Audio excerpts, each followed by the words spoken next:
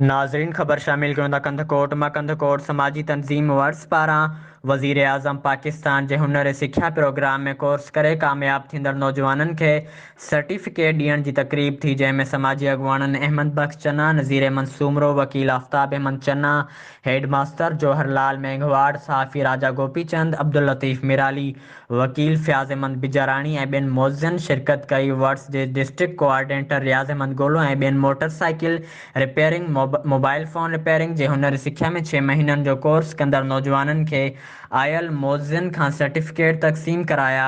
उन्ही मौक़े ते रियाज़ अहमद गोलो, अहमद बख्श चन्ना ऐं ॿियनि ख़िताब कंदे चयो त बेरोज़गार नौजवाननि लाइ ही बहितरीन कोर्स आहे। जेके नौजवान हुनरी सिख्या हासिल कई आहे, उहे हाणे पंहिंजे ख़ानदान जो सहारो बणिजी सघनि था। वर्स पारां केतिरा ई प्रोग्राम हलंदड़ आहिनि।